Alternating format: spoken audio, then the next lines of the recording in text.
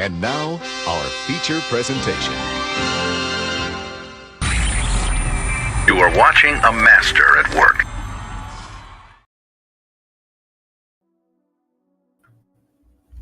Hello there, everybody. My name is Rafael Chacin, as known as El Capitan Rafucho, and welcome everybody to another special edition of Cinema Black Experience. No bullshit, no drama, no filter, just Raiders, baby. And right now on this special episode, we have some great special guests that we need to talk about for the draft, free agency, and who has the best and worst draft class in the history of the Raiders organization. So right now, let's give it up for a warm welcome of these gentlemen right here, because these guys are really awesome. Because I just wanted to showing up, because right now the Raiders had the biggest content creators, but those gentlemen right now, they just seem like very incredible, great takes. So, ladies and gentlemen, I would like to introduce to you to both guys. So let's give it up for the game match show between Oakland Raiders Savage and Ken Asilo Madison had. So how's it going, everybody, guys? And of course, you've been seeing, because right now the Oakland Raiders Savage reminds me of like a great wrestler, the Macho Man, which is totally awesome. So how you guys feeling about for this special episode of Cinema Black Experience representing for the Raider Nation? So how you guys feeling? All right, can you hear me? Yes. Oh yeah. My character when I would go out to the games was based on Macho Man Randy Savage. So I got the name Oakland Raiders Savage. Oh yeah. Yeah, there you go. So Ken Asylum, so how's it going? This is like the first time that we're just getting to involved for this Cinema Black Experience. So how's you feeling?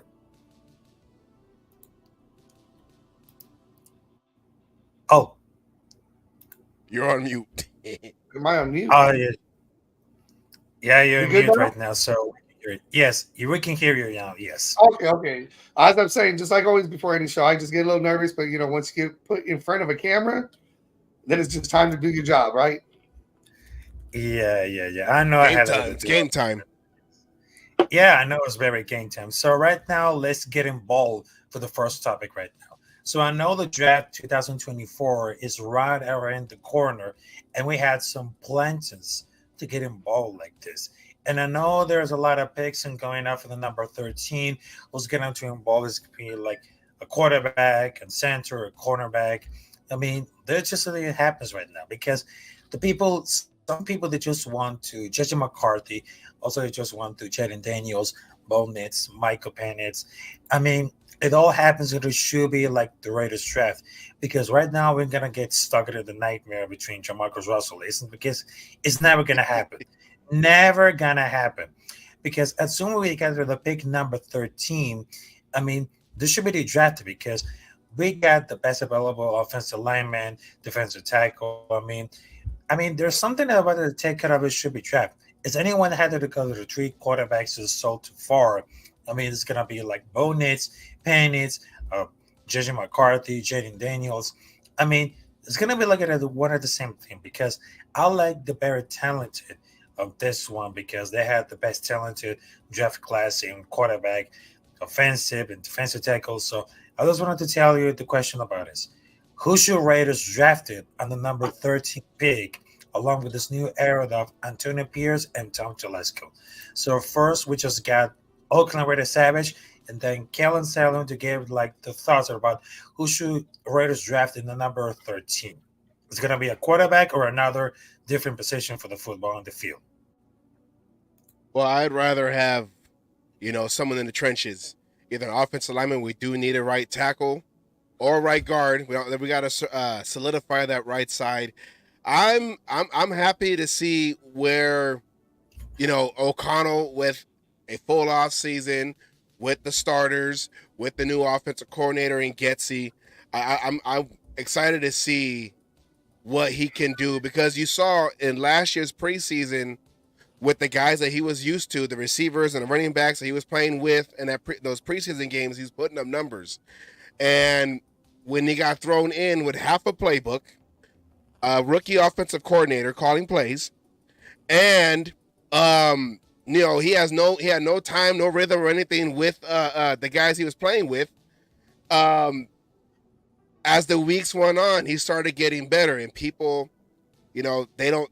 I guess they forget that part, that a lot of the obstacles that he was going through, it was stacked against him with all that, and he was still able to put up numbers as the rest of that season. Just like in the Charger game, he's threw touchdowns in that game. So he has the arm, he has the accuracy, and people think he can't move, but he did throw a couple of accurate passes to Trey Tucker on the sideline when he rolled out to his right. So I'm happy at quarterback. I want to see Myers touchdown too. Oh, yeah, Myers touchdown too. Yeah, but I'm content right now to see what he can do, and even if that doesn't work out, we got Gardner Minshew. I'm content with that. Build the trenches inside, whether that is getting another pass rusher on to back up Kuntz or Crosby, or solidify that right side of the offensive line, or go cornerback. But I'm happy with go cornerback DB, but I'm happy at quarterback right now. There you go. All right, so Asylum, so the same question: who should be drafted at the number 13 of the Raiders 2024? I couldn't have said it any better than what Savage said. I mean, if we're going to pick at 13, I say offensive line, O'Connell. I mean, he gave all the reasons. I mean, O'Connell did nothing but prove. We both are very O'Connell with Team Ramrod fans, and that's who we want our starter to be. But there's also the option, and I would not go against this, is trading back, getting another pick or two in this draft, and you can still get the offensive line, a good offensive lineman, to start filling the trenches. Games are won and lost in the trenches, and that's where you need to go. We have decent cornerbacks, defensive line is there that we can pick up people in the later rounds. We can pick up a quarterback in a fourth round, a good developmental quarterback, and I think the trenches, O-line is where we need to go. I mean, that's very fair right now because they have so many talents, not only for the quarterback, but also they just had offensive tackle. Because I rather to see, because they just wanted to draft it like a quarterback. But I'd assume had to should drafted a quarterback, because if you're better trade back, it's very possible. I mean, they're so talented guys, because it seems like the best of the class. I mean, he's been a look at the market for the quarterback for like a potential move out for the trick, like a trade for the position. But I think that because we're not gonna have the same mistake as we have Jamarcus Russell at the first round, because we just wanted to forget about the past and live out to the present, to the future. Because right now we did a lot of experience on Tom Telesco, because he had a lot of experience with Los Angeles Chargers. I mean, if they can get a very good enough about it, so let's just see that it could be like a really awesome, because right now it seems that everything could happen in that position, because not only is only about for like the quarterback, but also there's linebacker, defensive. I mean, I really love it about for the talents, and they just really look at it now because, for example, there's DJ Tampa, which is like one of the best of the best. I mean, he has very great quickness, ability, low body fluidity. I mean, he's allowing to make like full use of his lines at the defender. I mean, Tampa has the best often coverage, awareness, and quickness to create breaks on the ball. It is on the cornerback from Iowa State. And for JJ McCarthy, because I was so wrong about for JJ McCarthy. But believe me or not, don't be surprised if you're going to choose like Blake Corum as a running back for the Michigan Wolverines. I mean, that guy was truly a beast. But also there was like a Fuaga, which is like one of the best in terrorism. But I really think that because he's like the offensive tackle, they know where to see that coming. But I think that it's a freaking monster. I mean, especially the right hits are very static.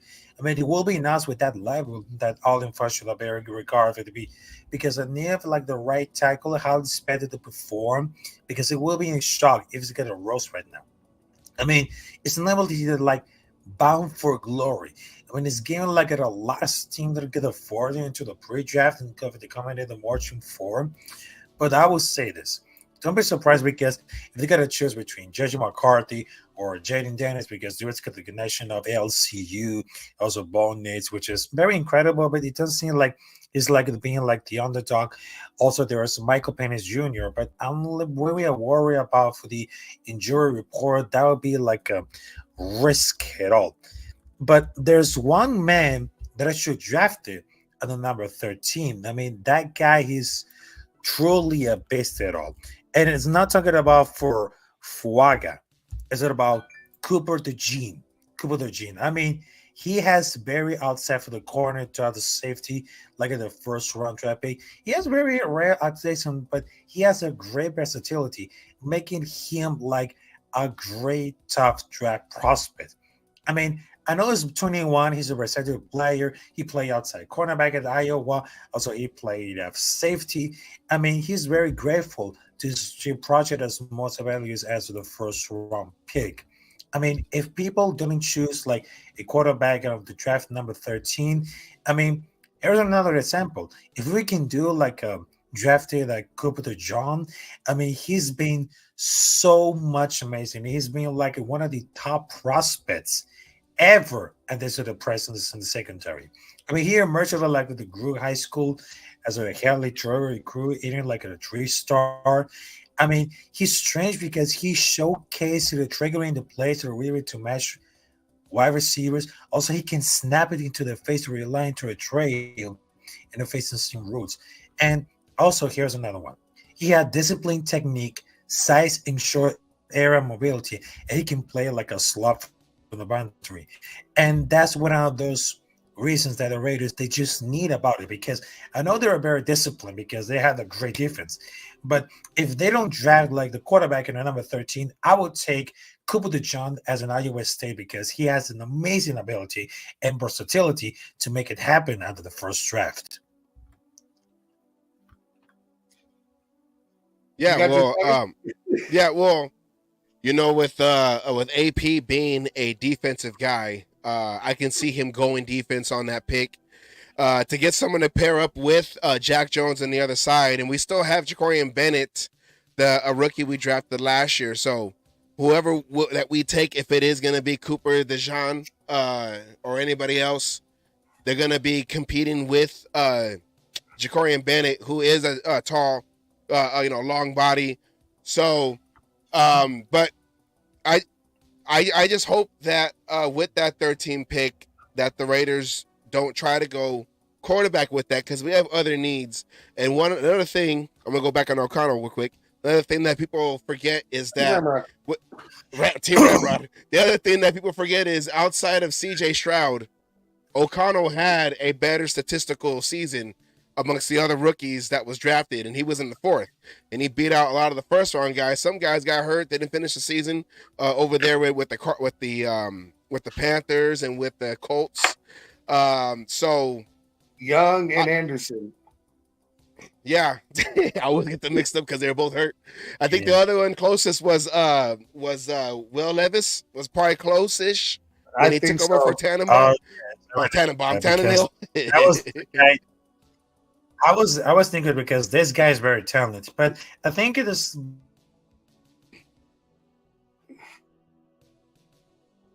definitely not a great either, because I know that Will Lewis has a great talent, but who puts mayo on his coffee? That was less disgusting right now, but it seems like it doesn't have it against one. But all right, so I know they have this still like a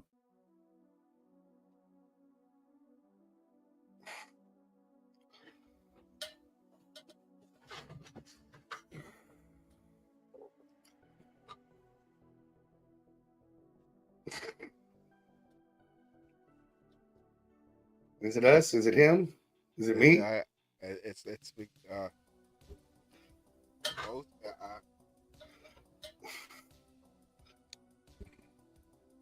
both. Technical difficulties going on. Well, okay. Well, with that going on, though, we can help instead of having dead air. I'll, go try to answer, with what he was talking about with Cooper. He's a safety. We need a cornerback more than we need a safety right now. Yeah. We got Trayvon Moehrig and Marcus Epps. And, how do you help your secondary anyways? is by having a good D line, and we got a good D line. I think we could shy away from defense, especially in the first round. I get Cooper DeJean could be a hell of a player. The next superstar on defense. But the safety role is always a help role, and right now our biggest need to protect and stick with O'Connell or have Gardner Minshew is you need to have that offensive line fixed, and we got two holes on the right side that, regardless of who you pick, you need to start filling. Yeah, and Cooper DeShawn 6'1", 207. See, I don't have his reach, but I mean, it's a tall receiver. Tall receiver. That's a tall DB. And Jack Jones is a little smaller DB, but yeah, if you can get more pressure on the quarterback and have more guys coming in, even with Tyree Wilson having to have a bounce back season from his overall or from his number one pick last year. That's another one. He's going to be completely healthy, no foot injury. He's got a taste of the game. He was thrown into it when he wasn't supposed to be. So he's got a taste. He's got Wilkins who's wanting to work with them. He's got Crosby who's wanting to work with them, and they're playing them inside and outside. I mean, Wilson's going to be shit. Wilson has a chance of being more dangerous than Crosby. And if you got Crosby, Wilkins, and then you got a Tyree and a Kuntz, with what was it, Butler and the two Butlers and yeah, thank you. I know you know Adams. Not Adams. Adams, there you go. Adam Butler, Matthew Butler, and I'm forgetting the other one. I don't have my graphic up. But no, yeah. You don't have graphic on this one. Not our show, but no, well, I mean, I wouldn't be surprised if a lot of folks would be surprised if they do go number one for the number 13 pick a linebacker. I wouldn't be upset if they go linebacker, but I do think that the main priority would be offensive line. If anything, get an offensive tackle for the right side just to protect that edge. So I think you end up with the dreaded, not even dreaded. I'm not going to say so. My dreaded pick, if you end up picking up a Penix, you need that right side fixed. Even with O'Connell, whether you pick up J.J. McCarthy with Minshew, you need that right side fixed because you can't have a quarterback scrambling backwards trying to throw the ball. If you want him moving forward, not backwards. Yeah. Then sorry about that because there is like a technical connections right now, but it seems that there is something could happen. I mean, technical issues has been resolved right now, but right now let's talk about for like another topic that we just talking about for the draft, who's going to be drafted right now. So I just wanted to tell you about for another one, which is very interesting right now. So besides for the draft right now, who has the best and who has the worst draft classes in the Raiders history?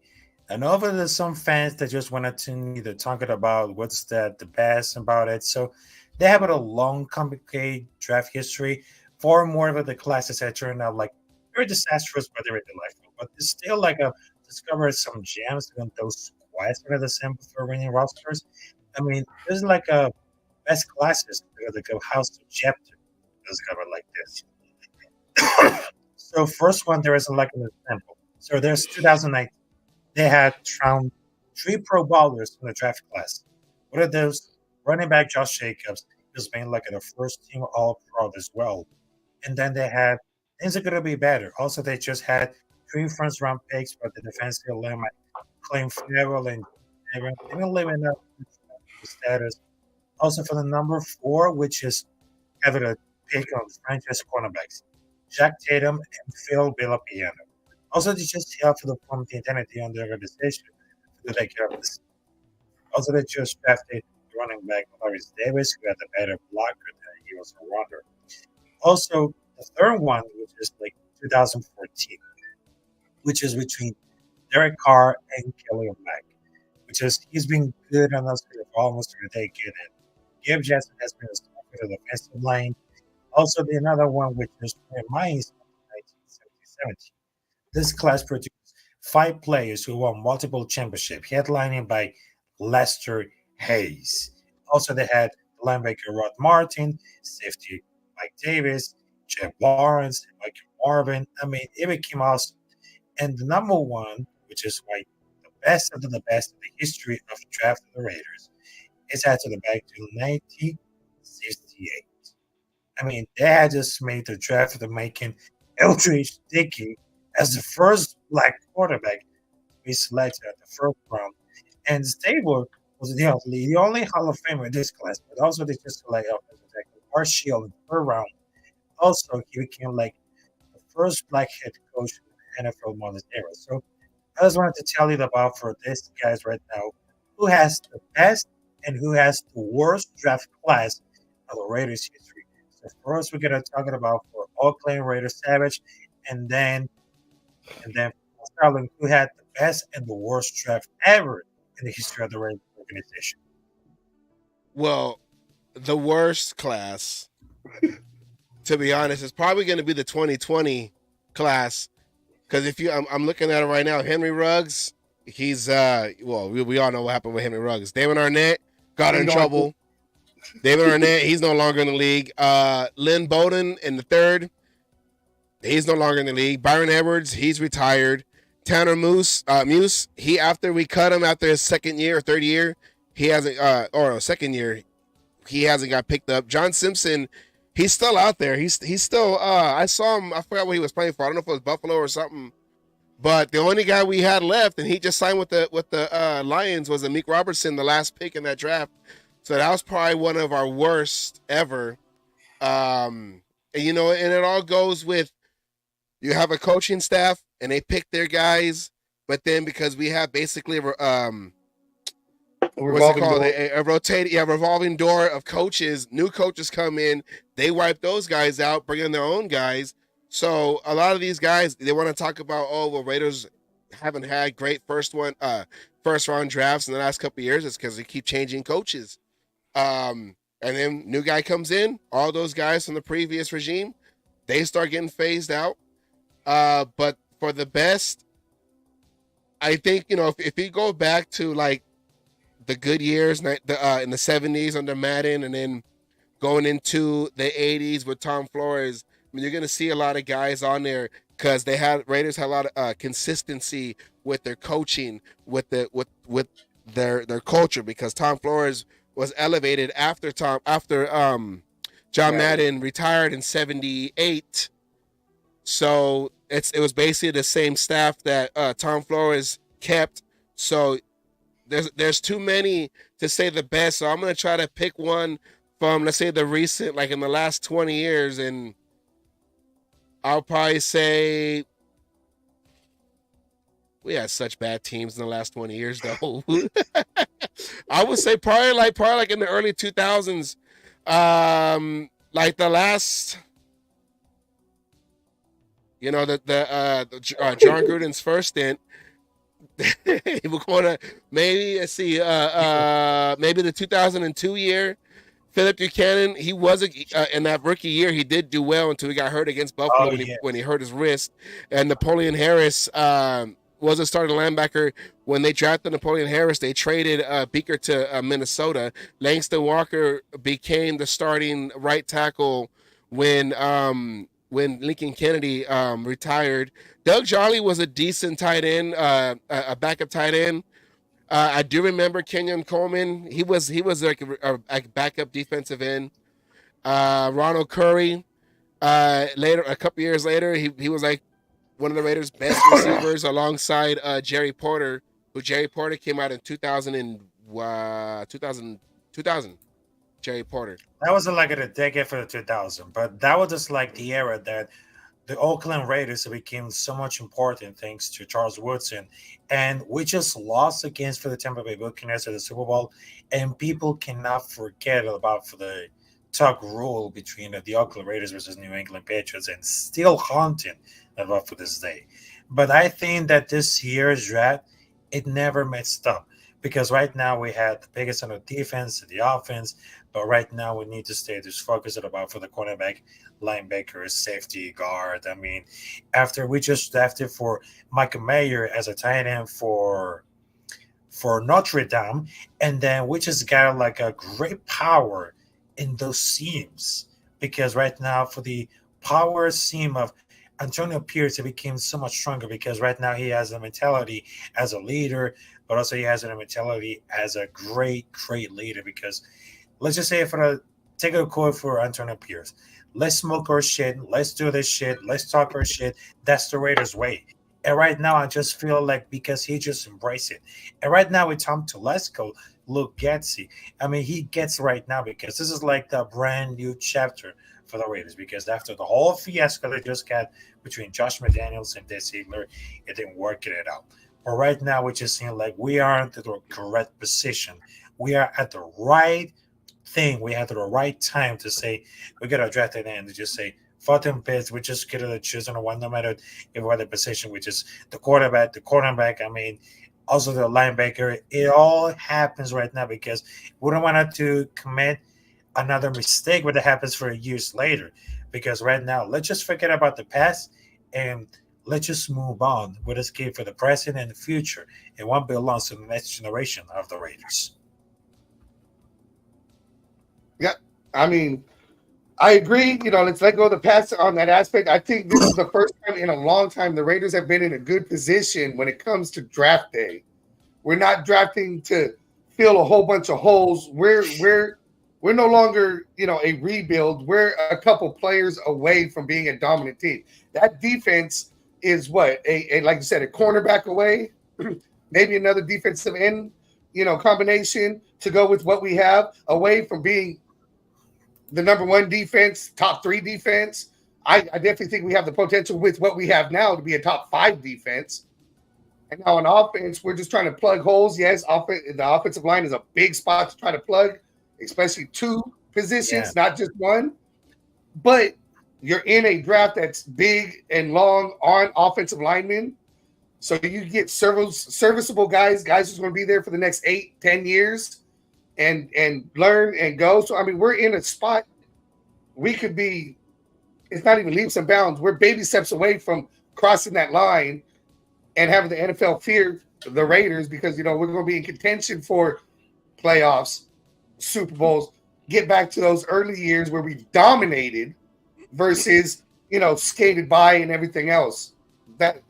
That's how I see it. I think we're actually in a good spot, and it's been way too long that we've put ourselves in this kind of a spot. And sorry if I could jump on to what Solomon was talking about. And Okay. also, this is the first time since Al Davis's passing that we had an actual GM, with experience as GM taking over the Raiders, because after Al Davis passed away, you had Jackson, Hugh Jackson was basically the fill-in GM, and we had the greatest trade in Raider history, or the greatest trade in NFL history when we got Carson Palmer. NFL history, we got Carson Palmer off of the couch when he was sitting, he didn't want to be a Bengal no more. But then after that, you had Reggie McKenzie, who was part of the Green Bay. Yeah.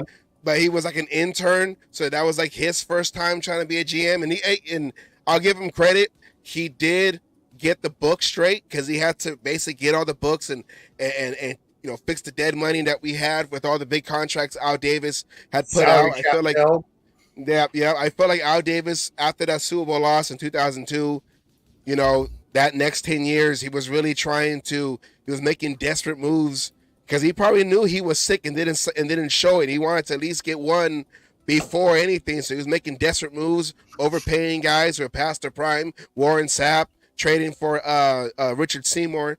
So Reggie McKenzie comes in. He had to fix the books. He fires Hugh Jackson. So I feel like after him, then it was Mayock, but Mayock was good at looking at talent when he was working for. Mayock wasn't bad. Especially for the talent scouting. Mayock was not bad. Mayock wasn't bad. I feel like Gruden had a lot. Well, I mean, it's obvious. Gruden had a lot of influence in what he wanted in the first couple rounds, but Mayock did find Crosby. Mayock did find who else? Well, Crosby's basically the main one that he found in the fourth. But you have Telesco, and I feel like this is kind of like. Hold on. Like, did he find Diablo? Did he find? Yeah. He found. he found yeah, okay, there you go. See, I need help. Okay, I'm trying to scroll real quick back to the early 2021. Trevor Morig, Kuntz, Yeah, Divine Diablo. So a lot of those guys, Nate Hobbs, are still Nate on the Hobbs, there you go. team. Yeah. Still on the team yeah, that that's right. 2021 year. Before McDaniels and Ziegler came along.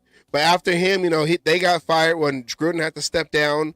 Mark Davis wanted to go to another direction. He wanted to bring the Patriot way in.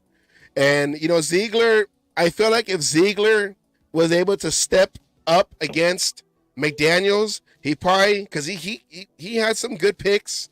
He did, Zamir and White, yeah, Stroud because he wanted Stroud. But this is the first time Telesco's coming in 10 years with the Chargers previously, and then he was under the Napoleon with the Colts, so he was under him, his tutelage. Oh no, actually, he was under Napoleon with the Bills. Oh, the Bills. Okay, sorry, because I know he was with the Colts after. Yeah, he was with the Napoleon. He built that Super Bowl team that Manning won with. But Telesco comes in, and then we have a draft full of good talent. So I feel like it's like the perfect storm where you have a veteran GM coming in, and we have all this talent. So we don't have a new GM picking the shiny new toy. Telesco's going to really see, okay, we can do this, we can do that. What do we need? What can we add to? What do we don't need? So I feel like with this draft, we're going to come in aggressive, but also with caution, because Telesco knows how to sift through the talent within the draft. So I feel like this could be something, we're going to get good players, good quality, like Asylum said, long-lasting Raider players onto this team this coming in a few weeks, because Telesco is that veteran GM that we haven't had since Al Davis is passing. So that's another thing that... Oh, no, you said it right, since Al Davis. Yeah, since Al Davis, Yeah, that's so, exactly. That's the main point that I wanted to make sure is that Telesco coming in, and everyone's going to be like, oh, well, he lost to the Raiders. The Raiders blew him out. But look at the teams every year. They win the preseason Super Bowl. Every year, the teams that he builds, the talking heads, ESPN, NFL Network, all those guys are like, oh, the Chargers going to be in there. Chargers going to be in there competing with the Chiefs for the Super Bowl, for the AFC title. The Chargers are always in there. So he knows how to build teams. So I'm excited to see what he does. He just has a bad rap when it comes to coaches. Yeah, that's exactly. Coaches. Yes. I mean, exactly.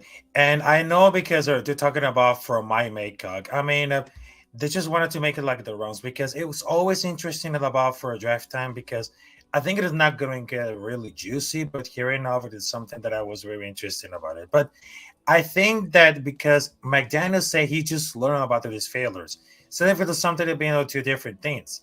But I think that Ziegler is first went so poor, not just because of the bottoms, it's just Patriots at the bottom of the lay, but he has to be a part of that process. But also this league had taken for another example. The Bengals had still had the smallest cutting staff in any franchise, but it turns out that you had to just pick the best players in big time college program, because your rate handling the talent is very higher than average of the GM to choose to pick like diamonds in the rough. I mean, Mike didn't draft well here, but he was pretty much the only analyst who had that much, because at some point, because he has it being like one guy that totally has totally bonkers opinions, so everyone know that about it. So I just wanted to tell to everybody. So I just wanted to join off of this panel right here. I know he's one of my greatest brothers, so I just wanted to tell a warm welcome, a great night introduction, because this man is one of my brothers right now. So here it goes right now. So here it is. Avocasi Raiders, so salute to you. So right now, let's just take it about for a moment. And of course, let's just see for the comments right now that is see Butterfly is in the building. Also, Protect the Shield podcast. How's it going and everything? Also, Ray Pena. So let's just take them off for the comment right here from Protect the Shield. They say, Maka was trash too. They screwed out the first round picks in 2 years. Demon on their worst Raider pick in decades. So that being said about it. So right now, let's get to Avocasi Raiders. How's it going? Salute to you. Salute. Thanks for having me on the panel, Rafa. It's always a pleasure. Everybody in the chat, Robert, PTS, and anyone else I've missed. Chris, to you guys. And sorry, guys, this is the first time I think I've shared the floor with you guys. Yeah. We're relatively right. new. Sorry, can I ask who you guys are? I'm Afakazi. I'm Oak Commander Savage, and we got our own podcast called The Cage Match Show on YouTube. So El Capitan saw us last night and asked us to come in. So we're on a guest, talking draft, talking Raiders, and all that. Appreciate you guys. So Raider Savage and sorry, the guy tomorrow, right? I'm known as Asylum. Asylum. The okay, Asylum. So Asylum Savage. Nice to meet you. I'm Afakazi Raider. Anyways, and just in regards to that comment, look, they screwed up big time with that Damon Arnett pick. I mean, he came out and said they'd never done as much research on a player like they did with Damon friggin' Arnett. And look how that panned out. I mean, I was one of them, the people that was highly critical of the pick at the time, was like, this is not going to work out. And if I'm on the couch with zero credentials and I could have seen that coming, then they should have seen that coming. You know what I mean? That was a disaster of a pick. Alex Leatherwood, another disaster. Henry Ruggs, even though he was trending upwards, turned out to be another example of a disaster. However, for all those flaws and yes, they were very bad. Look at some of the other picks that they made. You know what I mean? Like they hit it out of the ballpark with, say, the likes of Max Crosby, with the likes of Hunter Renfrow when he was good, with the likes of Nate Hobbs. That defensive draft class from 2021. You know what I mean? When we got Trayvon Morgan in the second round, Malcolm Kuntz, my guy, I'm rocking his jersey, in the third round, Divine Diablo, a decent enough linebacker, despite what some people might say. I thought he'd had a third-year jump. I agree with that. Who was the other guy that we drafted that draft class? Nate Hobbs. I'm talking about 2021. I mentioned Nate Hobbs. Yeah, Claim Farrell. Yes, Claim Farrell. Nate Hobbs. Yes, it was. My bad. I thought it was the year before. But Nate Hobbs is another guy. You know what I'm saying? Yeah. So, like, we like to look at where it went wrong, and yes, it did go very wrong. But for all that went wrong, we got it right with those guys. So I can at least appreciate Mayock for those kind of picks. And when you look at it, like, now that the last regime is over, you know what I'm saying? Like, yeah, we got guys like Dylan Parham and Zamir White, but like there's no home run type picks yet. You know what I'm saying? Like Dylan Parham's, he's decent enough, but you know what I'm saying? Like last year's draft class is still wait and see, but you know what I'm saying? Like we haven't had someone who's solidified that they've hit it out of the ballpark like Mayock did, despite all the flaws with some of his early picks. So yeah, that's just my take on that.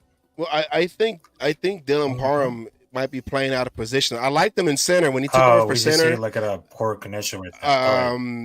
When he played against the when they played against the Chargers, when he played center, I actually thought that he was going to move over to center and they were going to let go of. I just saw for another comment for Protect the Shield. They did say like this one. Russ getting I could hear him fine. Okay. Gotcha. Yes. Savage was talking fine. I didn't. There was no cutout. Well, no, I was saying I thought they were going to let Andre James walk, move Dylan Parham into center, and then once again solidify that right guard and that right tackle. Within either in the draft or maybe in the free agency. Later on in preseason, when guys start getting released and all that towards the end of the season, towards the end of the preseason. But they have it all. I thought I like yes. Yes. Can you hear me? Yeah, I can hear you. I hear you. I do. So I just feel like Dylan Parham was played out of position. I feel like he did really good at center. I wasn't really a big Andre James fan. But I mean, he was serviceable. But they gave him that big contract, so I think they're gonna go into a more of a zone blocking, which is more suitable for the smaller offensive linemen, so they can move and hit their blocks quick instead of going man with big blockers just to hold them back. So we'll see what Getsy will do with the blocking scheme, but I feel like Parham should be the center. I liked him at center the couple of times we've seen him at center. I don't What about disagree Thayer with that. Mumford? What do you think of Thayer Mumford? I think Mumford's a serviceable rotation. I mean, right now he's a serviceable rotation. I like Mumford, but I didn't think it was when they put him on the left side. Yeah. During what was that, the Chargers game when Colt Miller was out? Yes. You know, I liked him on the left side, and then Parms in center. But we know that that's Colt Miller's spot. I like to see how he could do on the right side and more consistent. You know, I think he's small enough to be movable, like what we were talking about with the new zone blocking and everything. But to even go back to your comments about the draft a little bit, you want to go back on bad picks. We can go all the way back to Al Davis making first round bad picks. You know, and that, you know, exactly. with the 20 years. I mean, first rounders are hit or miss. You either get a home run, rarely do you get the doubles, or you just want to get, you know, the strikeout. I mean, it's just the way it goes. But those late round picks that you were talking about is where the Raiders have thrived, and I think has helped put us in the position we're in this year, is because of those late round picks. Now with Telesco, who has a penchant of being successful with his first and second round picks, it's going to help us with our scouting department, how it's been on the late rounds. Telesco's abilities on the first round, we get that together. And yeah, did we reach on players? Absolutely. We reached on Terrell. He shouldn't have went 9. Yeah, that's exactly. Arnett, you know, Jacobs in the first round, that one worked. But a lot of the other ones, you know, didn't when we had that three first round pick year. You know, but that's unfortunately, you know, the gamble of the draft. We're betting on untested players in the NFL. You're going to get home runs. They are there. There are, you know, those diamonds in the rough, those people who expected to go first and are exactly as advertised. But then you got all this hype that goes up, and people are advertised one way, but when they get to the NFL, they just can't keep up. Right. Yeah, Exactly. it just seems like it was a lot of project players that they would reach for in the first round, thinking, okay, we can mold them into that first round talent, that first round bidding that we brought them in. And I'm looking at the some of the first rounders. You had guys like DJ Hayden, rest in peace. He already had like the heart condition and everything. It was a project guy. You had guys like Carl Joseph that didn't work out at safety. You know, Gary Conley, they traded him away after year 3 to the Texans, and he's no longer in the league. So there was a lot of reaches before Mayock in the McKenzie years. You go all the way back to Al Davis years. Yeah, and going back to like Jamarcus Russell, it's like that first round pick. It's like, I want to do good. I got to pick the right guy that everyone thinks is the great guy, but then I got to pick for need, and that was a problem. Is Raiders are always pick for need in that first round instead of, you know, let's just go for talent, best guy off the board, and then we'll fill in the holes with the rest of the draft. And then we're saying guys like Alex Leatherwood, who is this guy? Ends up out the league in 2 years. The Bears didn't want him after we sent him or after he went over there. So we always reach on that first round. For the longest time, the Raiders' first round pick was equivalent to the Madden curse. Even the second round, I mean, look at what we got in the second round in recent years. PJ Hall, G. Hardwood, Obi Mala-Funwu. You know what I'm saying? Like, no, we can even go into that. I won't disagree, but like I said, the late round picks are the ones that are those workhorses. The late round picks are the ones that a lot of people don't. Everyone, I mean, us non-fans, and I'll admit, me and Savage are the worst when it comes to the draft. This is all new to us. We didn't pay attention to college as much.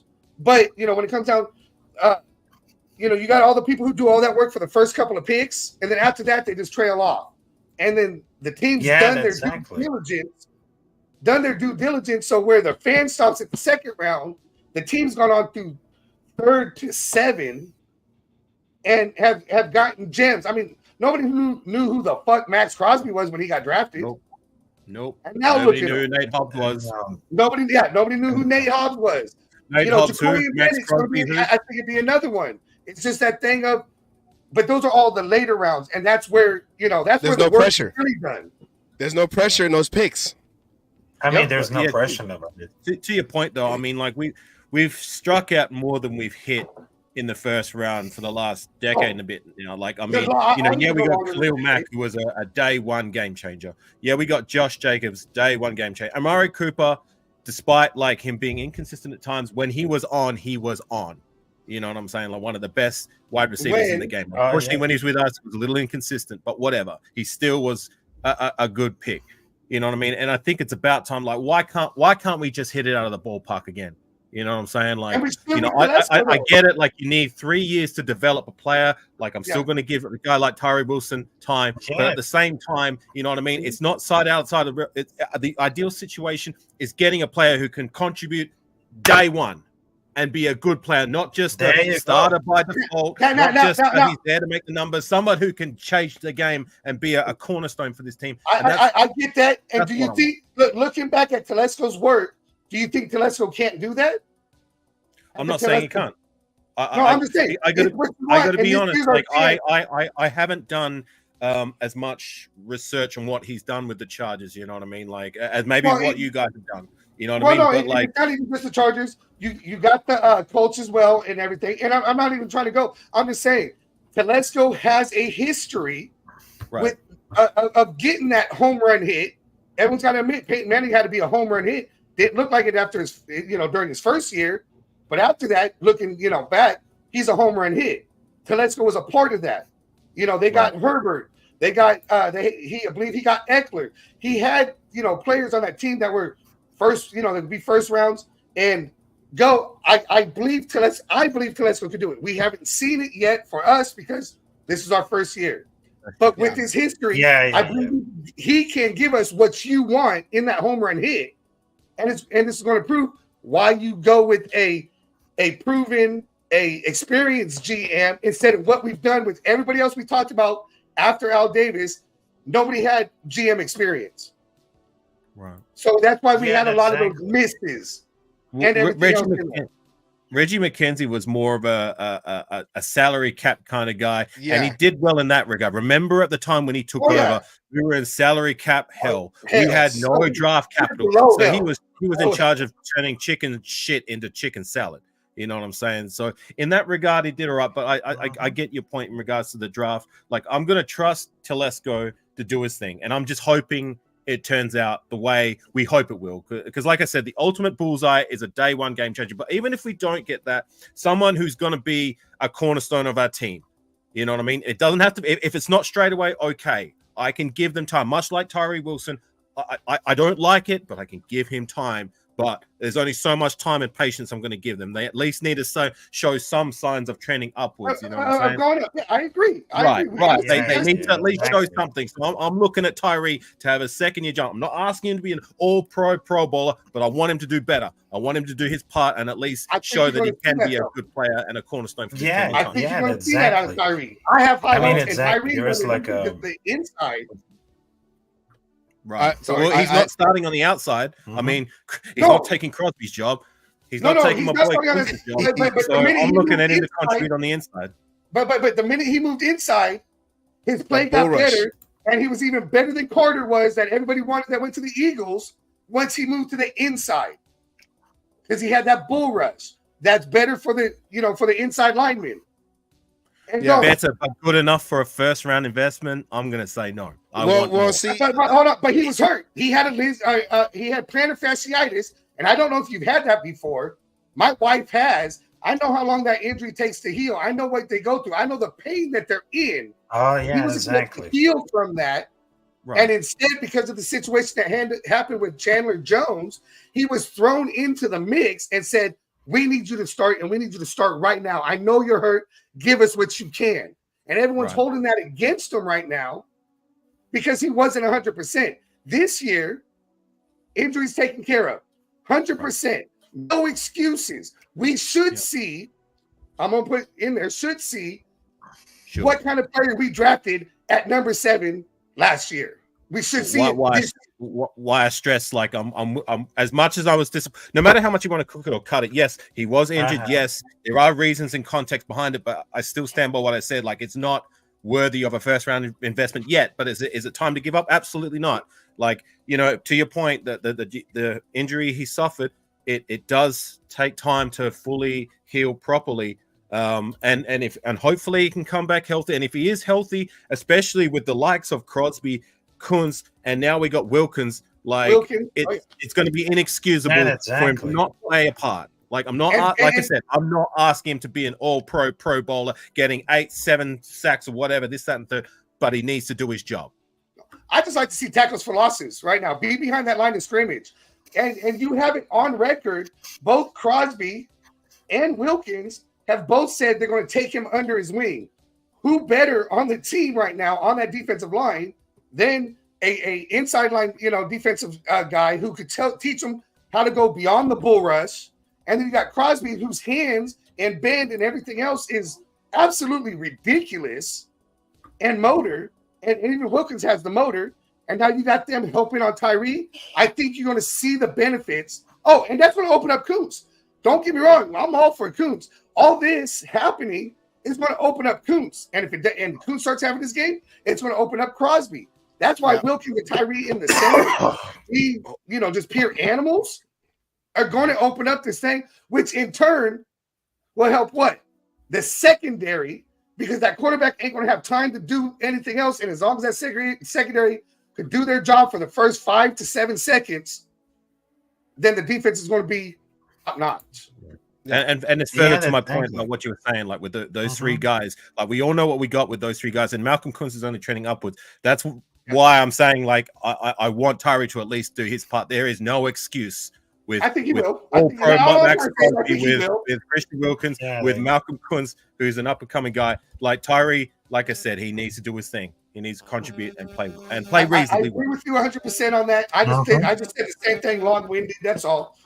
And I just want to go off. I wanted Kuntz to start last year, and I wanted him to come in the year before. They overpaid for Chandler Jones going into this season. We wasn't expecting Chandler Jones to go all AB on the Raiders. I just feel like last year it's hard to judge these players because of the whole mess that McDaniels caused.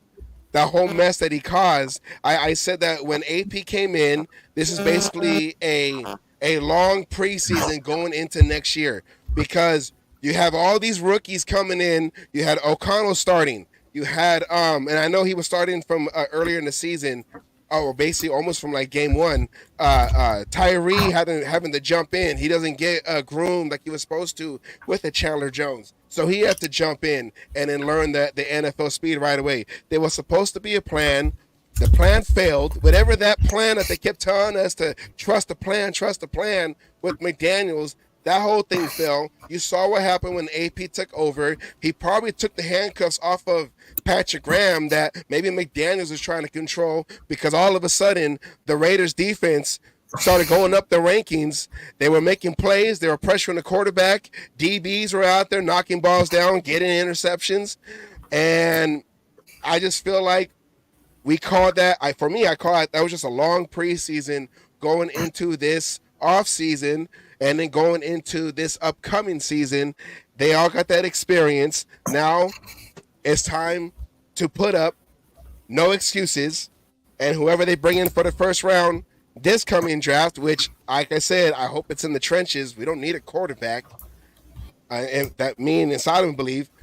I feel like with Telesco being that veteran GM, this could be one of those drafts that at least put the Raiders neck and neck with the Chiefs, fighting for that AFC West crown.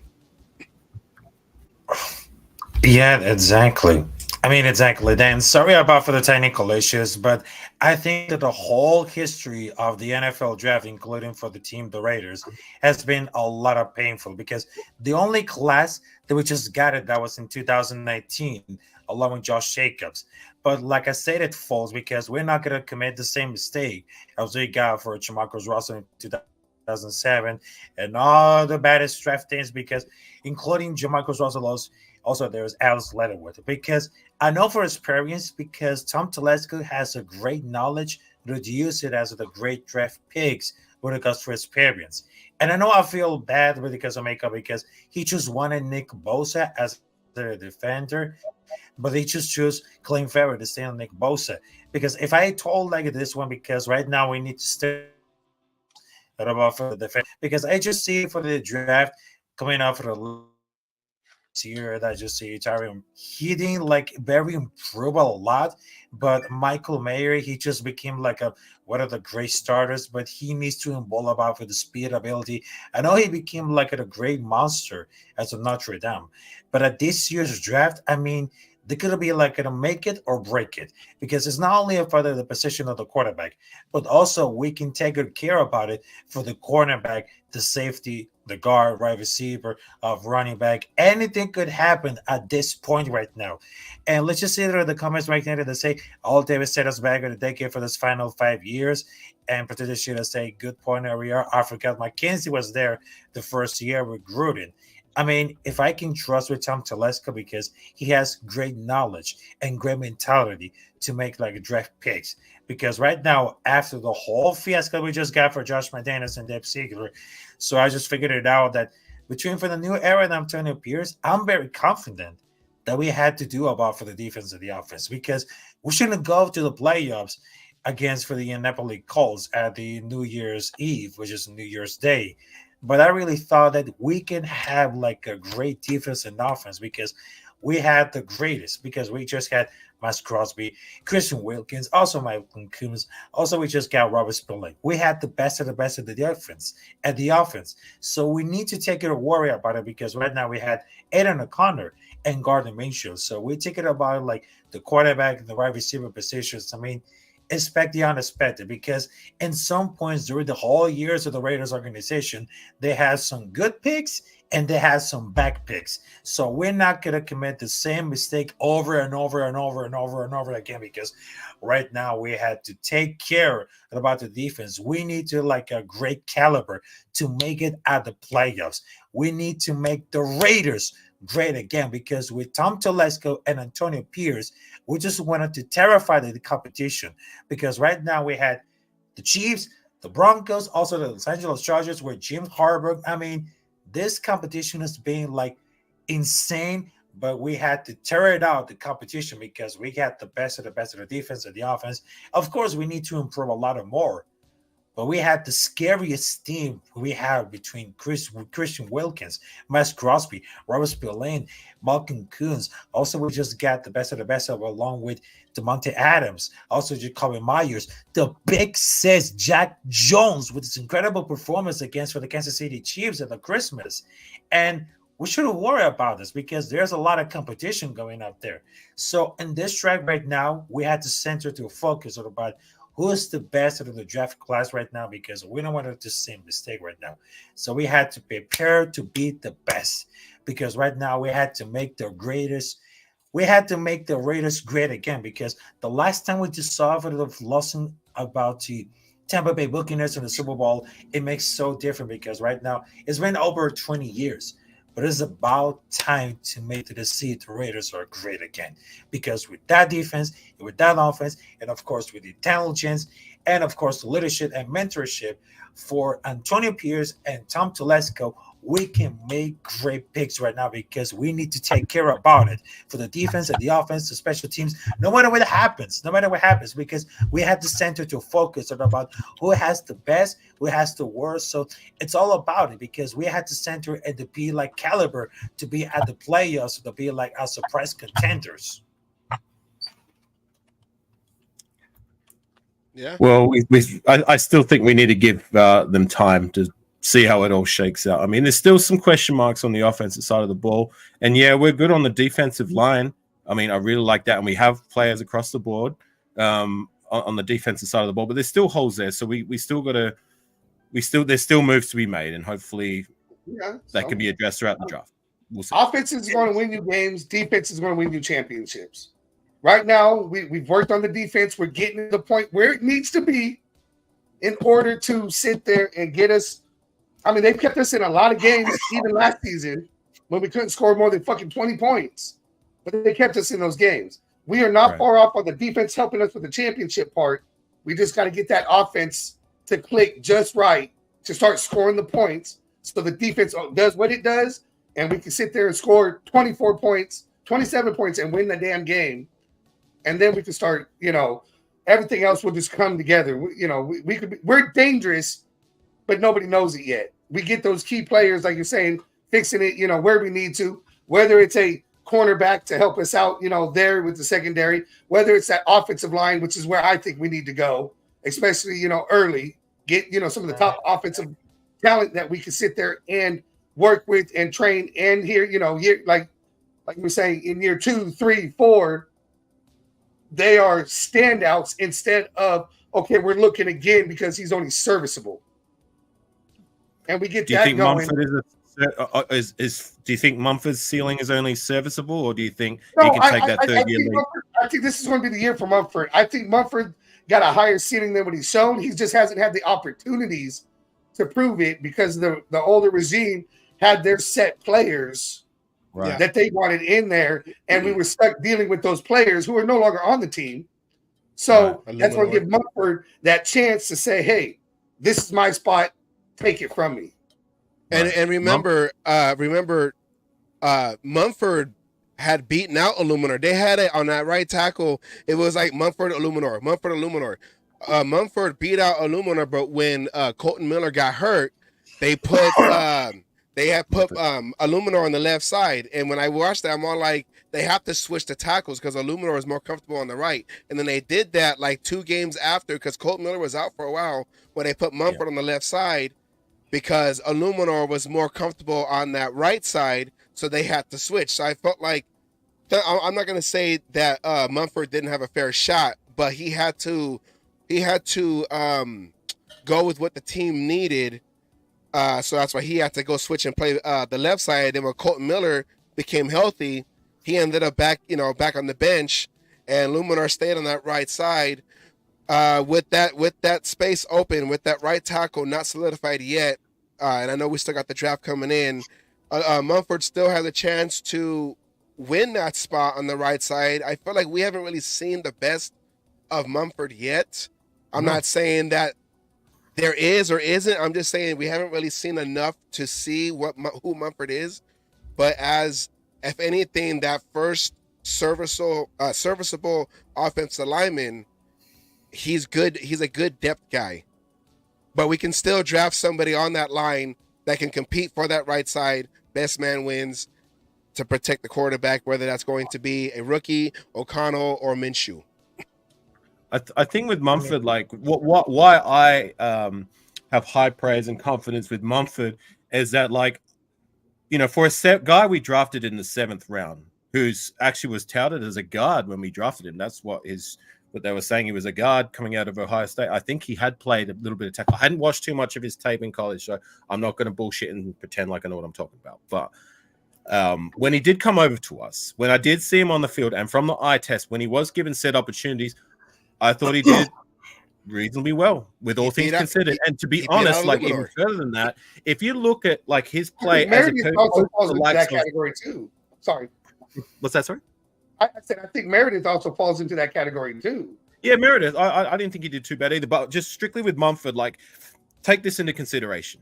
When you compare how he's played, being that he's only been in the league his first 2 years, you compare that to the likes of the guys we drafted a lot higher than him, guys like Parker, guys like Leatherwood, even Colton Miller struggled in his rookie season. And Mumford's a guy we drafted in round 7 who actually. What's that, sorry?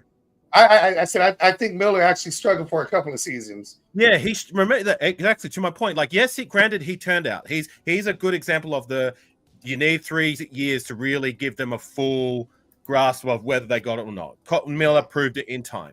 But back to Mumford, like, when you look at it from that perspective, like, think about, like, at least he's been doing pretty decently, like, when given a shot in his first 2 seasons. Who's to say, like, third year, like, he can't put it together? Like, that for me would be the ultimate scenario, that we've already got our young right tackle, because he's still very young. I mean, he's only been in the league 3 years. If he can solidify it, then fantastic. It opens us up to have to, not have to waste a draft pick so high on a right tackle. You know what I mean? But, like, even if you have Mumford sitting there, I agree with you. I'd love to see Mumford win the job, show out, and be the one to teach the guy behind him. Or since we know Mumford could rotate, if something happened to Colton Miller, you put Mumford back on the left side. Right. That worked out. Then you bring in said rookie, who's supposed to be a stud, to fill in. And now you're not losing as much on that line because of an injury. Having that depth, especially people who could play multiple positions, is always a good thing when it comes to the offensive line. And I would love to see Mumford become the beast that he has in him, that I think he has in him. Right. He has it in there. And I think maybe with Getsy, he's finally going to be in a system that helps show talents and helps breed his talents, and everybody else can see all the little things that a lot of people don't see because they're not looking at the little things in the game. They're looking at the overall pictures. Yeah, that's exactly. And I think you break through all of those points right now because I just see like very emotional right now because I know we had a great offensive line, but we just got goal to mill an entire month for. I mean, what are we gonna do about it? Because we gotta draft it high for the online because it's like a visceral ball. I mean, I've taken for example because it's hard to deal with Parham because he's getting like it ass whooping to him and against power so much. Like it because it's very protectable. I mean, it's very legit that it goes to the power for the good guard, like which incognito, like Martin. Also, if you light off of it because you get it blown, also that they have it enough of the feeler about it. But also, just as like in another example, Andre James also frustrated because definitely more because at that point either they say, what did the grow out of the film and they say, what is he doing? I mean, also they just had a like poor chemistry processing, but also there was awareness to popping it out too often. He wasn't like a complete, but he's lapsed at a ton of vision completely room planes. But center, it just like I don't want to very scared position, but also it would be interesting because right now they just wanted to focus on the free agency because that's significant effect we're going to the draft. I mean, we couldn't enter a lot with after Curry Cousins. So, I mean, at that point, we just needed to worry about for the defense because I have the feeling that was just going to happen. Because if you're talking about for Tyler Mumford, I mean, if they're going to have it for the season, but it'll be like very solid. Because I know, but the Eleanor was a top 10 right tackle a little last year, but he's not very moving. But I think it's gonna like the positive scenario. But I think that like the stab that goes for the giving him like a shove to Alice bars if really that happens. But I think that it's gonna be like the offensive line is gonna be like very incredible. But I feel like it was same because we have a better blocking at tight ends this year. But I think it is not telegraphing, but he hasn't a great talent because right now we had the great talent that we need to go for it. But I think that it's got to go through the time to see what's better. But I think they have the strongest feeling that we had to do too because it's no stranger to playing it. Because I know he had the majority of the snaps and all the snaps and all the strange, but he has a very solid rookie for the 7 pick. But he still needs a lot to the work with the show off of the college versus like in the college competition. He was very like at a solid start at OCU, beginning of the sophomore year. He has a freak size and he only moves for the not that big. He only improved about the time with a very good coaching because Eleanor doesn't kill the team for just walking, but he commits like a penalties at the worst time as possible. I mean, Parham gave like at a 2 sacks. I want to say that the starts where it did seem like the guy coming, but he's played extremely well because they just need like the situation about for the placement and dead pitches, which is like the best. They won't cost you anything. They wasn't costing anything because the difference between is we had the highest online in football or could have been high reliable protection, unlike the last of the seasons of friendly rivalry. Because the point is to win, not to save money as it's getting to cap money. Because it's crazy how would the so content to say like because that guy with the kids definitely had to start, but I think that the kid that we retain in front of the line because I really thought that they can handle the full game, but it seems very unlikely. But I think that Mumford will learn because he had a raw start for a season, but his parries was very valuable, including from Devon Diablo. I mean, he's capable of having enough for the preseason, but I agree with it's going to start going forward. But I'll deal with the growing pain because he got a lot of ways to be like a 4 quarters in a week because he liked that fight we do with the crew. Because how many times around pairs are going to expect it to be like a huge role at a good team because him and Parham just learning up on the fly. It was going down with a thing. But people don't like that I made it because they're rebuilding it by the hand right now. But I think they have the confidence because they just wanted the potential they have a rug room potential in other defense because Those are really very good, but he has to go to the field lane at the center. He gave up no pressures, no sacks. But I think this is gonna be like really interesting to see how the players can really improve. All of those are just flaws right now. Well, can I ask a question? Yep. Does anybody, when McDaniels his last year or his first year with the Raiders and that first, was it 9 games, 10 games with the Raiders? Did anybody figure out what the offensive philosophy was supposed to be? When McDaniels, well, I'm done for real. Yeah, I can see you're laughing because I couldn't figure it out either. Because you had, look at the Patriots, okay? It's to score less than 20 points. I can tell it about it because I can tell it for 1 million winners sometimes. Look at. Go on, Sam. I want. Okay, when McDaniels was the offensive coordinator, I'm doing this with the Patriots. Right. That offense under Tom Brady got the slot receiver paid. The slot receiver position got paid because of that Tom Brady offense. How come Renfro couldn't get no plays? Also, the tight ends were supposed to be huge. Hernandez and Gronk. Our tight ends didn't do nothing. Only Mayer only had one touchdown. Yeah, right. Hooper didn't get 1 touchdown. We had no throws, and there was no excuse because on that second year, we're gonna get Garoppolo because he knows the offense. He knows how to do this offense that I'm trying to call. He's a winner. He he's can a throw winner. the deep ball. It's a false narrative. Look what he did with the Niners. Right. Yeah, you know what the Niners had? A running game and a defense. All he had to do was hand off. Because when he did try to throw it, they lost the Super Bowl. When he did try to throw it, he lost the AFC Championship games. So what was the philosophy again under McDaniels? That just proved to me that maybe Tom Brady was the guy because they say, well, he had all the 5 rings with the Patriots. Yeah, Charlie Rice was the offensive coordinator when they won that first Super Bowl on that Tuck Rule year, but that wasn't McDaniels.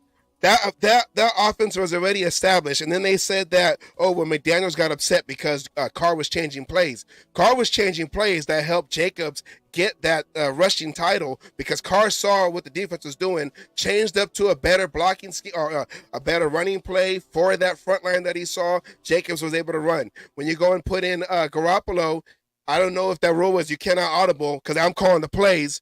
Okay, let's run the same play. Line stuff, line stuff. Couldn't do nothing. I know he was coming off of the holdout, Jacobs was, but it just seemed like McDaniels didn't know what he was doing. So you saw guys like McConnell with half a playbook. You saw the raw talent that he can be. You saw Mumford with half a playbook, raw talent, what he could be. No one knew what this offense was supposed to do until AP took over and said, hey, Bo Hardigree, you're the offensive coordinator. I never done it before. Hey, well, you know what? We're all doing new things today, okay? Let's just go and see what we can do. We none of this, even with McDaniels, it was just so much chaos. That's why the team didn't want to play for him because they didn't know what are we supposed to do. You saw Adam throw his helmet. Like, I know we won, a 1-point game, under 20 points or whatever, but what are we doing? Yeah, I know because... Do you mind if I have a take since you asked? Yes. Yes. Sorry, Savage still there or did he freeze? Yeah, they just frozen about it. So, oh man, I mean, for that question. All right. What are we doing? Well, I don't even know what kind of offense we're running. And just try to. Did we all get cut off? No, well, you just became frozen. Yeah. What I was saying is that it's hard to judge what we had last year with all these players because when McDaniels was the coach calling the plays, it was like he didn't know what he was doing. He had the greatest. You know what? Give me his resume, guy, so I can get me a better job because he was able to get the Raiders head coaching job. And you saw that he was so unqualified for that. If he gets another head coaching job, I'd be surprised. But you saw that was a Tom Brady offense. You're not going to tell Tom Brady, hey, you don't go and audible on my offense. I got rings. Shut the hell up. I got rings. So that's why I said last year was hard. And then when AP took over, in my mind, I'm all like, okay, you know what? I know we have a shot for the playoffs, but let's just act as if this is basically an extended preseason. Because if AP was to get the job, which he did, all those guys got that NFL talent versus ones and twos, not the threes and fours and bubble players that they had in the preseason. So they got to go against the top-notch talent of the NFL in the West, because they played under AP. They played every team in the West again. They were what, 3-1, because they lost to the Chiefs that first outing when AP, I think that's his third game. So they got that experience. Then they get to have a new offseason, and then we don't know exactly how Getsy will call the plays, but you're seeing everyone's all like, we got Luke Getsy. He didn't do that well in Chicago. Yeah, you know what Chicago also did? They shipped out their quarterback. So now it's like, okay, maybe it wasn't Getsy. So we don't know. So it's a big question mark on what do we have, what kind of offense are we going to run. Adams knows Getsy from Green Bay, so he was excited that he comes in. So maybe he'll work with Adams, and then they work together and have more explosive plays. We'll be able to score more than 20 points consistently. Because did all you guys watch the game? Like, can we just break the 20 mark, please? Can we just break the 20 mark, please? Look, we scored 14 points in the first quarter. We can do it. We lose 17-14 or something like that. So it's like, it's hard to judge last year because we didn't know what was going on. So it's all big question mark on the offensive side. The defensive side, you know, we have an idea, and with the acquisition of Wilkins, we know that front line is going to get more push, because who is the offensive line going to double team now? We can't focus on Max because we got to get Wilkins. Well, we can't focus on Wilkins because Kuntz, he's coming around the edge. But we can't. Oh, Tyree Wilson is pushing our guard back into the backfield. There you go. So, you know, and then you're going to have Spillane and Diablo. They're going to be free. Maybe Epps, Asylum keeps saying on our show, maybe Epps next year will get his first interception as a Raider early, because you're going to have that pressure. You saw what happened against that Kansas City game in Kansas City when we got pressure on Mahomes. Mahomes was over there fumbling the ball, throwing it up in the air. He couldn't even hold on to that ball in those conditions over there. So if this defense with a more stronger push in that middle with Wilkins can at least carry this team to the point where the offense can start, you know, getting on its feet and start getting on that rhythm, we could be a dangerous team in that West. And I can see us, like I was saying earlier, compete for that for that AFC West crown towards the end of the season that we almost did this year. So that's my take on the offense. Okay, there you go. All right, there you go. Can I get you to repeat that question you originally asked before you got cut off? I said, what was the offensive identity under? Did anybody figure out what McDaniel's identity was? The offensive philosophy, the identity of the offense, because I couldn't. Do you mind if I have a take on that? Yeah. Yes. Okay. Well, just because this is the first time with you and Asylum, like, you guys don't know that my absolute disdain for McDaniels. He was never my guy. I went on record debating other people before we hired our head coach in 2021, 2022, that I didn't want McDaniels. I remember his time with the Broncos, and I know about like how a lot of players didn't. There was very bad reviews in terms of how personable he is, and I didn't really see too many people coming out and saying like, oh, you know, he's good, blah blah blah blah blah. Like, there's a lot of red flags for me there. Reason being that I didn't want him. We went with him, we hired him. So, of course, I'm going to give him a chance, a clean slate. Maybe he'd learned from his previous mistakes, being that was 10 years ago. He may have grown up. He might have learned some things. Because ideally, you know, like, everybody makes mistakes as long as you learn from them. Yeah, exactly. Yeah. Unfortunately for us, it turned out to be it turned out to be worse than what I could have ever imagined. It was so bad, he was fired halfway through his second season. And get this, have you ever seen when a head coach has been fired, the scenes the very next day, the team is dancing, celebrating, smiling, laughing, coming out in interviews saying that they can be themselves again? Like, tell me that there wasn't an absolute disdain from this guy from the locker room without telling. Well, they were literally telling you. You know what I'm saying? Like, I have never seen anything like that. You know what I mean? The hell with those guys. Thank Christ he's not here anymore. We've got Antonio Pierce. But in regards to your question, anybody figure it out? Let me put it to you like this. When Bo Hart agreed, and fair enough, he was not the long-term answer. Thank you for your services. You were thrown into an uncomfortable situation you weren't expected to be. I don't think he did a great job, but I will say this. I saw more creativity from a guy who just got brought up from being a quarterback coach who's never called an offensive play before than I saw from the offensive guru. The guru. You know what I'm saying? And tell me, what does that tell you? You know what I'm saying? When a guy who's never done offensive play calling before gets the job, and in my personal opinion, yes, he didn't light the house on fire, but he was more creative and he was at least trying some things that at least made me think, okay, well, at least he's doing something rather than McDaniels. It was just no faith at all from me. So you can even go this far. You want a question? Has Josh McDaniels offense put up 63 points? We can say Bo Hardegree offense has. Yeah. With half a playbook. Right. Yeah. You know, he made it work. I mean, I agree. I wasn't a big McDaniels fan either. I was saying, okay, look, you know, Denver, they can tell us all about it. But because he was our coach, I'm with you. I had no choice. I thought maybe, just maybe, it could be different. You know, typical Raiders fan, it could be different. It could be different, you know. Yeah. That's the story of our lives every goddamn year.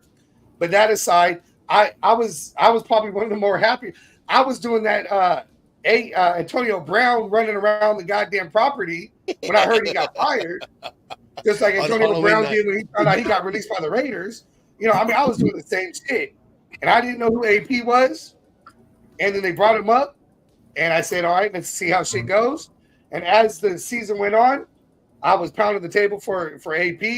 I was pounding the table, you know, for everything. And I said, and I agree with the Hardegree. I said, let's get in an OC. Hardegree will be an offensive coordinator eventually. He showed what he can do, but he's just not ready yet. And with the rookie coach, we need somebody with a little bit of experience, which we got, you know, he has a little bit of experience. But then we went out and got a GM with a lot of experience. And I think this, you know, this thing here, as we said, we got players who are going to have their first times ever with a full off season to learn everything they need to learn. That's with O'Connell. That's with Zeus. That's with, you know, Tyree. You got breakout stars who, you know, with the Diablos and the Coons who say, okay, here's your chance to show me it wasn't a fluke.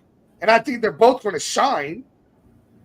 You know, I mean, I think they're both going to get those contract extensions, whether we're smart enough to do it before the season starts and get them at a lower cost, or wait till they prove it to us and have to pay more for them.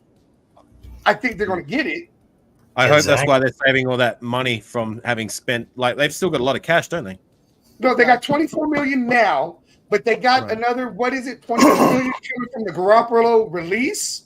Right. And I think that money from the Garoppolo release, because it's not available until June 1st, because we put that June 1st designation on them, that money, because it becomes available then, is when we're going to start talking contract extensions for the Coons, for Spillane, for Hawks is actually Spillane, Diablo.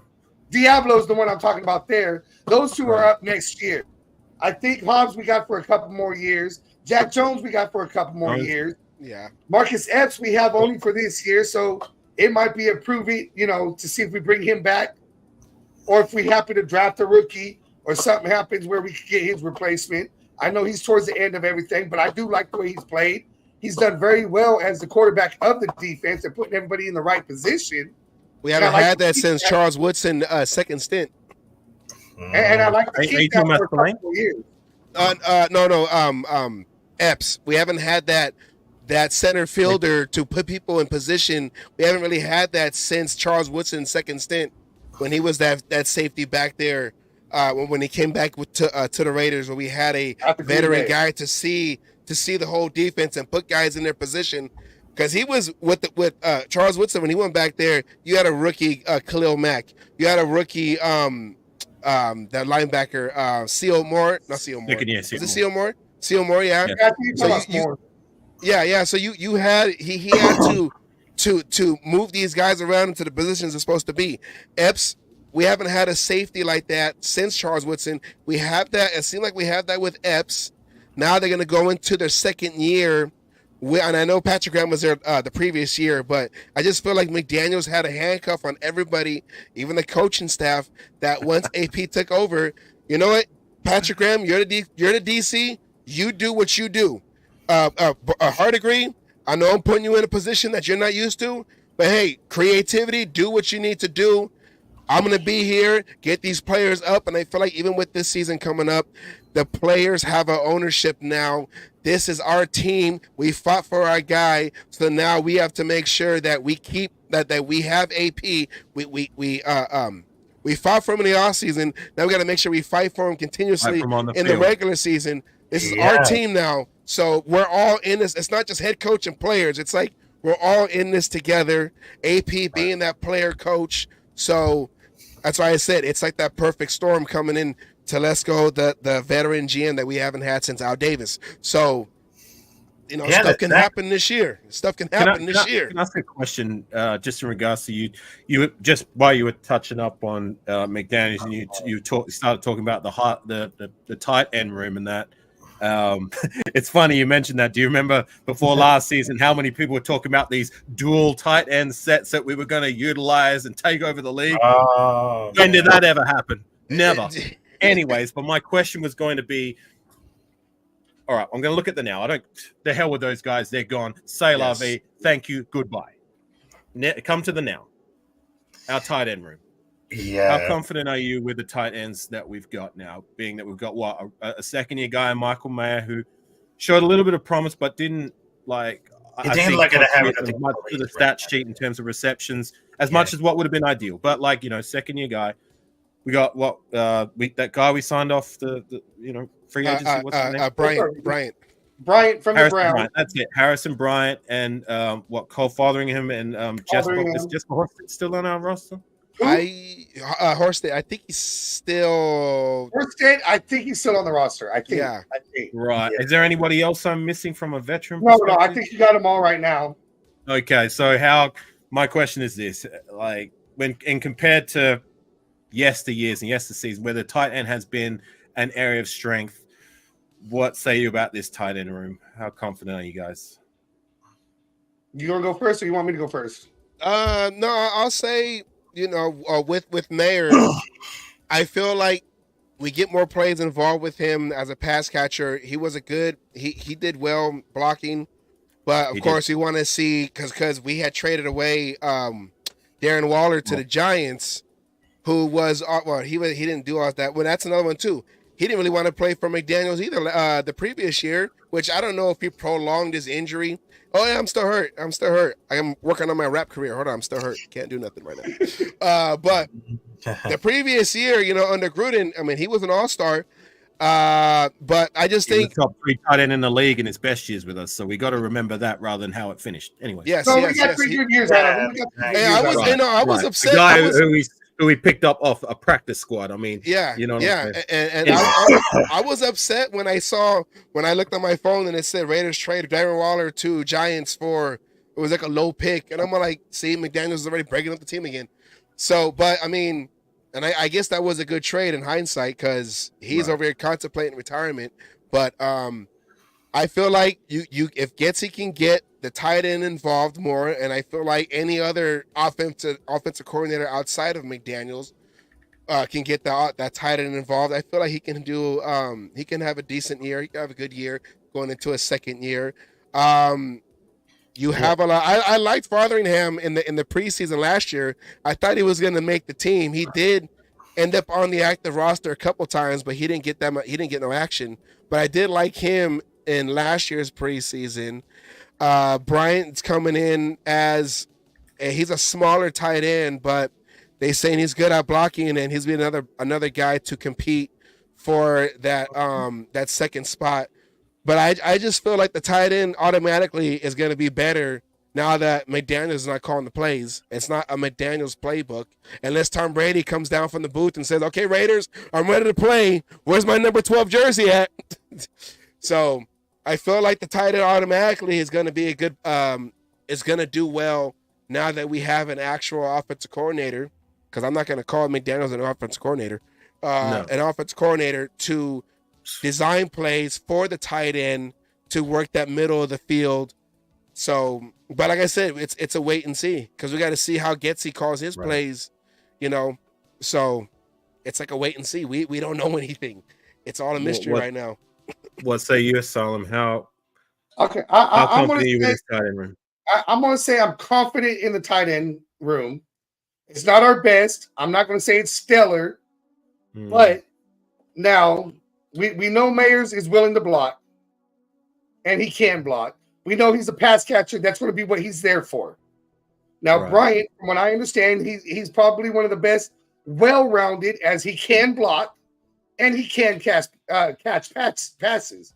Fotheringham, I think, is a backup to Mayers, being just strictly a pass catcher. Yep.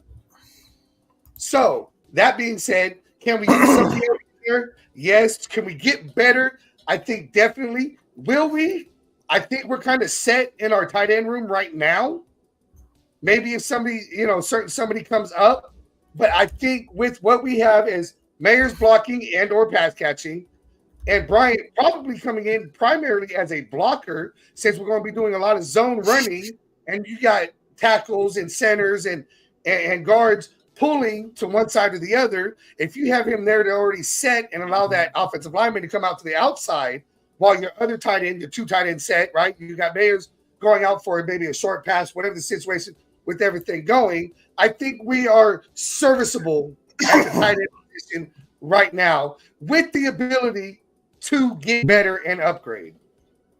Yeah, exactly. And Right. I just wanted to tell about for the tight end room. I mean, for that case of Michael Mayer, I mean, he could really have a grade that year. But also, I'm not totally sure if they're all ready for the quarterback in Navy, because he was really shocked because he was realizing he was going into the rookie year and show out the more poise to the other of the bets. I mean, it's gonna be like a very interesting as for the next year. But I'm really excited. We could just keep Austin Hopper. He has a decent contribution for probably the team. He got But signed I by really, another team, though. Hooper got signed by another team. We lost He's him. not with us. Yeah, He's Patriots. We lost Yeah. Hooper, which I wanted to keep Hooper. I Well, are we did. going to but cry we lost spilt him. milk over Hooper? Are we going to cry Huh? spilt milk over? Are we going to Yes. cry spilt milk over Austin Hooper? Not really. because I really thought that he could play at one. He was good coming out with the Browns. Like I said, I feel like he was a good reserve guy, or at least a good guy to mentor Mayer. But with this And a hell of a offensive blocker. playbook, I mean, Hooper was a blocking tight end more than a pass catching tight end. Right. Yeah. I'm sorry. I'm not saying he was bad. I'm just saying, like, are we going to cry spilt milk over a guy like him? Like, say, for example, like in previous years, we had Zach Miller. Like, he's a guy I was like, damn, we lost Zach Miller. Yeah. When we lost Jared Cook, damn, we lost Jared Cook. Yeah, Jared Cook was Darren another Waller, one. for all of what people say about how it ended, and I get it, and it was the right call at the end of the day, I was still gutted to see him go, being that, like I said, in his best years for us, he was top 3 in the league. And that's what I'm saying. Like, But compared to, now Waller, though. But now Waller, Jared Cook. Now the ones you said, Jared Cook, Waller, and who was the other one? Zach Miller, Brandon Zach Miller, Myers. okay, remember no, Brandon no, Myers no, no, was just for a those minute. three.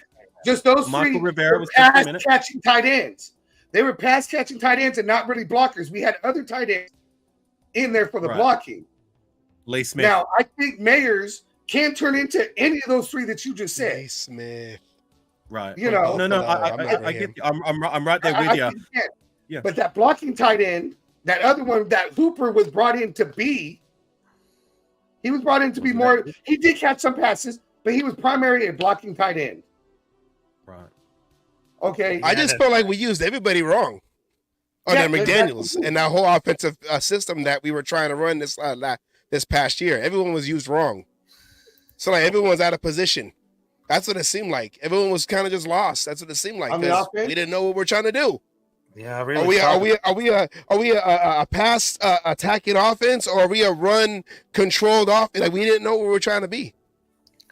Yeah, For me, like with the tight end room, the way I feel is that, like, as it stands right now, it's the most unproven and weakest it's looked in my time as a fan. Being that, like I said, we've had the likes of Zach Miller, Brandon Myers, Jared Cook, Darren Waller. We've always had somebody there. Even Michael Rivera, like, I thought had a pretty decent stint, like a more productive receiving stint than, say, Michael Myers did in his rookie season. However, I'm not saying that Michael Mayer can't, because like this is why I think our tight end productivity lives and dies by Michael Mayer's development. Can he develop to be the guy we drafted him to be? And we drafted him to be like, remember how many people calling him Baby Gronk? You know what I'm saying? Yeah. Like we're hoping that he can realize his ceiling being one of the better tight ends in the league, and hopefully he can carry on the legacy of the Raiders having a great tight end. You know what I mean? But I'm not like, has he shown enough to prove that he can be that yet? Maybe not, but like he still has time. You know what I mean? But okay, like that's for me is why I'm a little skeptical and apprehensive is that we're living and dying by Michael Mayer's development to be a good/great tight end. I don't disagree with you there. I don't disagree with you. But in his development, everyone expected more out of him because of Josh McDaniels and what he did with tight ends, with the Gronks, whether he's a baby Gronk or not, but with the Gronk, with the Aaron Hernandez's, who made the tight end relevant again. We expected that with the Mayers coming out. Now, did he handicap Mayers? I believe he did. Just as much as he handicapped Aiden O'Connell by making him the third stringer when he clearly won the backup job in preseason. He beat out Hoyer, but he beat out Hoyer hands down. But McDaniels saw it as, no, I can't have him challenging Garoppolo because he knows what's going to happen. Did he hold back Myers because of what he expected to see out of him? Probably. We know he fired Carr because he did not listen to what he wanted. We know with Renfro, he made Renfro change the way he run routes, which is Renfro's route running was what made him successful in the early year. And he wasn't even getting looked at, even though he was wide open in those open games. Anyway. He also changed his route running. Yeah, but that's yet again, that's on McDaniels. We have 9 games of a rookie being molded by somebody who possibly, and I'm going to say, we'll say allegedly because we're technically being recorded. Allegedly, molds him, and if he's not doing what he wants, we know McDaniels is that vindictive type. Do not give you the ball. So I think really for those 9 games, he hurt him. We saw things come out. Mayers got his first touchdown when who was under center? Who was head coach? Yeah. AP and Aiden O'Connell. And what happened with O'Connell against the Chargers in that first game when McDaniels was still coaching? How you going to have Matt get 7 sacks, not have somebody over there to help out Illuminor? You didn't put a running back at least back there for him, or at least have a tight end chip off Mac. You just had him coming free, and see. I told you he wasn't ready. Throwing Hoyer. Hoyer lost to a rookie quarterback against the Bears. Thank the heavens that guy is gone. Wow. Yeah. I mean, that was just like a great point. But I mean, I thought Mayer would play in that once we really started using, because the talent is clearly there. Because about the throat thing is very conservative, but I really assume hope it's gonna be like a different condition that can be cured, and all of these things can be like occur right now. But I think they're just watching this because it's gonna be like a really interesting, but it's good left for the case of Michael Mayer as a tight end. And I gotta tell you for this, guys, that was just like a great episode of Seven Black Experience. We're just talking about for who's gonna draft in at the number 13, and also we're just talking about for who got the best and who got the worst draft class in the history of the Raiders. So I'm going to tell you for this one, Tom Telesco, he had a great experience, but once again, we're not going to same mistake over and over and over again, because I've been told for everyone at this live stream right now, because we're not like the Patriot way. This is the motherfucking Raider way, because right now we just got a lot of history, because we just had the great of the greatest one, because we just grew up with the history between Al Davis, John Madden, Ken Stabler. If you watched the Raiders football in the 70s, in the 80s, in the 90s, in 2000, you got lucky, because the organization for the Raiders, for the golden years, from Al Davis, it became phenomenal, it became historical.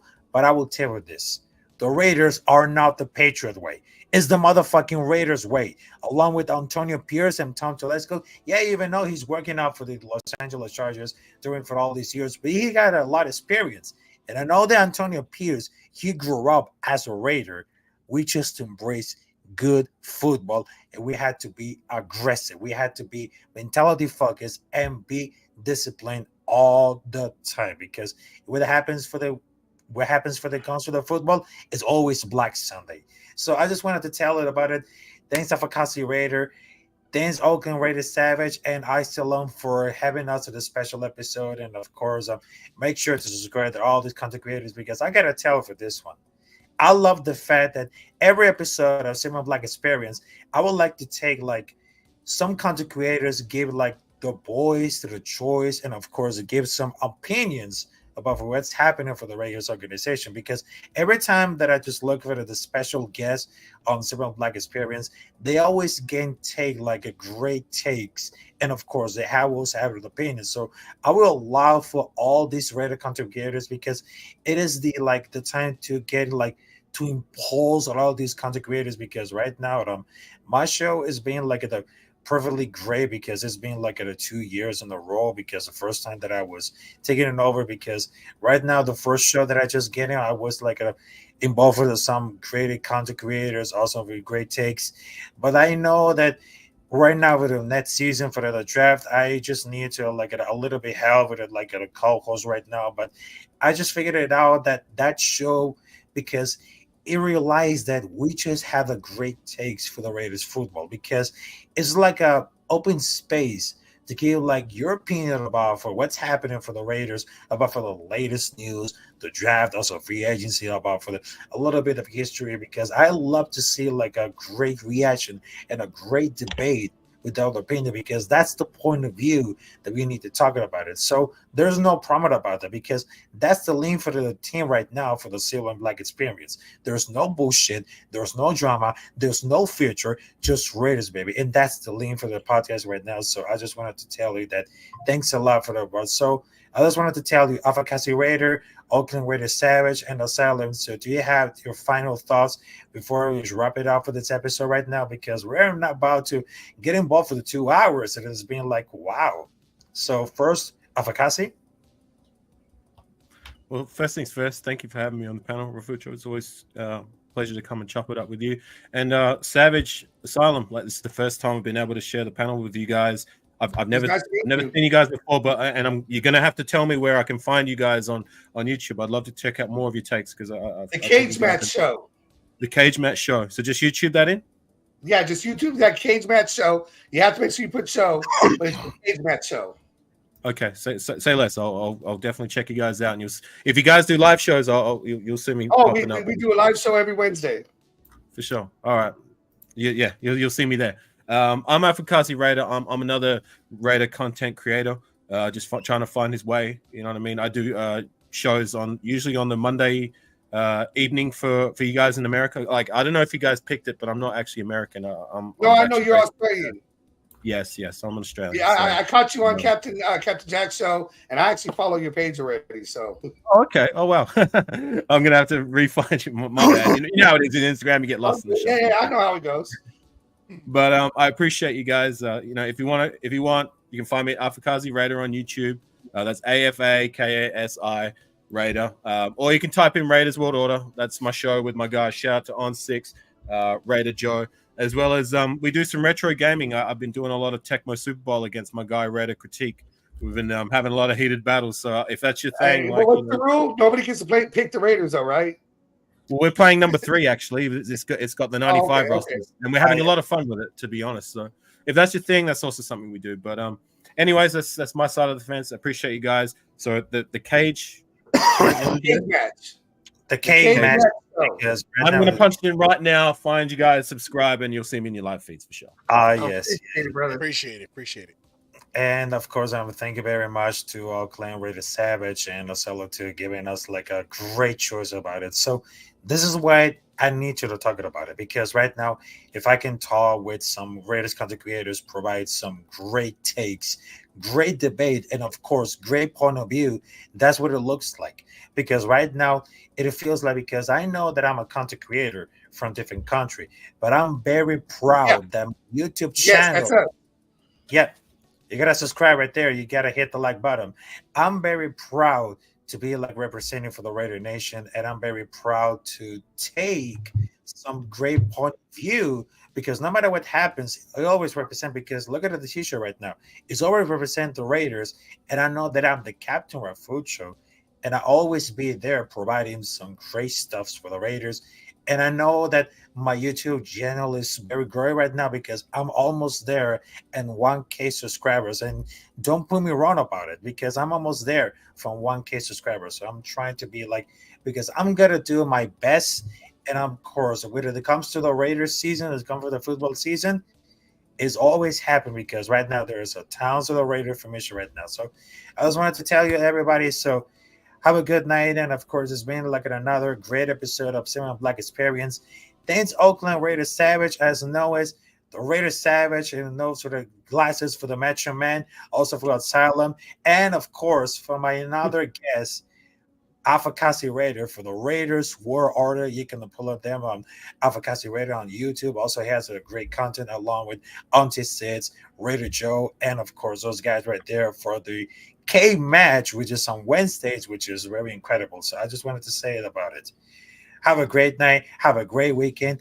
And of course, in the words of all Davis say, you tell one thing, just win, baby.